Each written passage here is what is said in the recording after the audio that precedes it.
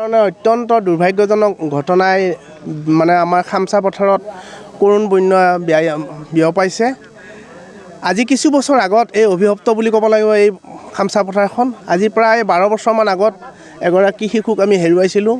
তেখেতে মাকক ভৰি ধুই থকা অৱস্থাত চাহ দিবলৈ আহিছিলে আৰু তেওঁক এই প্ৰকৃতিয়ে তেনেকৈ কাল ৰূপ ধাৰণ কৰি লৈ গ'ল। তাৰ পিছত কিছু আমি নজনা দিনতে এগৰাকী ব্যক্তিয়ে হাল বাই থকা অৱস্থাত তেওঁ হালোৱা গৰুসহ তেওঁৰ মৃত্যু হৈছিলে এই প্ৰাকৃতিক দুৰ্যোগতে বজ্ৰপাতত। এইখিনি আমি দেখা নাছিলোঁ, ল'ৰাজনক দেখিছিলোঁ। কিন্তু আজি সঁচাকৈয়ে যি 3টা গৰু একে ঠাইতে আৰু দুফালংমান দূৰত এটা গৰু, এই 4টা গৰুৰ প্ৰাণ ল'লে ৰাতিপুৱাই সঁচাকৈ আমি মানে প্ৰকাশ কৰিব নোৱাৰা দুখ পাইছোঁ।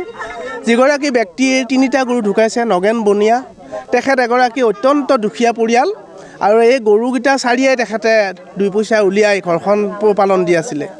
কিন্তু আজি তেওঁ মানে কেনেকৈ চলিব, কি কৰিব মানে কোৱাৰ ভাষা নাই। আমি অনুৰোধ জনাইছোঁ, যদিও এয়া প্ৰাকৃতিক দুৰ্যোগ হয় তথাপি যিহেতুকে মানে কিছু আপতকালীন ব্যৱস্থা চৰকাৰৰ হাতত থাকে, গতিকে সেই সুবিধাৰে যদি পাৰে এই পশুধনকেইটা নিহতৰ যদি অকণমান ক্ষতিপূৰণ হিচাপে চৰকাৰে এই পৰিয়ালটোক দিয়ে, নিশ্চয় আমি ৰাইজ আনন্দিত হ'ম বা সুখ পাম। ৰাইজৰ আজি যিটো দুখ পাইছোঁ আমি সেইখিনি সুখ পাম। তেওঁক অকণমান আৰ্থিকভাৱে সহায় কৰক। আনহাতে ইয়াৰ পৰা দুইফালংমান দূৰৈত তৈলুক্য চক্ৰৱৰ্তী নামৰ ব্যক্তি এজন, তেওঁ যদিও পেছাত শিক্ষক, কিন্তু তেখেতৰ ভনী এগৰাকী বিবাহ বিচ্ছেদ হৈ ঘৰতে আছে আৰু ভনীয়ে আহি সেই ভনীজনীয়েই গৰু ছাগলী তেনেকৈ আপডাল কৰি ৰাখি আছে আৰু ল'ৰা এটাকো পঢ়ুৱাই আছে।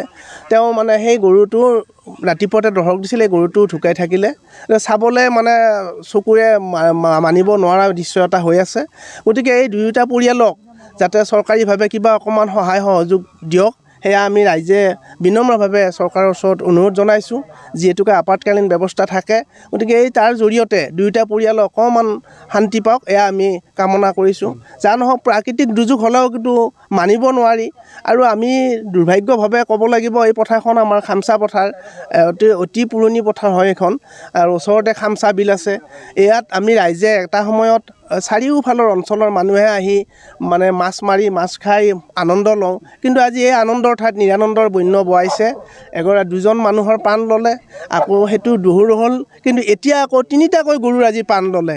আমি কি দুৰ্ভাগ্যত ভুগি আছোঁ নাজানো। গতিকে আমি ভগৱন্তৰ ওচৰত অনুৰোধ জনাইছোঁ, অনাগত দিনত যাতে এনেকুৱা পৰিৱেশ আৰু আমাৰ গাঁৱত নহওক, এই অঞ্চলত নহওক, এয়া ভগৱন্তৰ ওচৰত আমি প্ৰাৰ্থনা জনাইছোঁ। আৰু পৰিয়াল দুটিক অকণমান আৰ্থিকভাৱে স্বচ্ছল ব্যৱস্থা হ'বৰ কাৰণে চৰকাৰে যাতে কিবা চকু মূৰ দাঙি চাই, তাৰ কাৰণে অনুৰোধ জনাইছোঁ।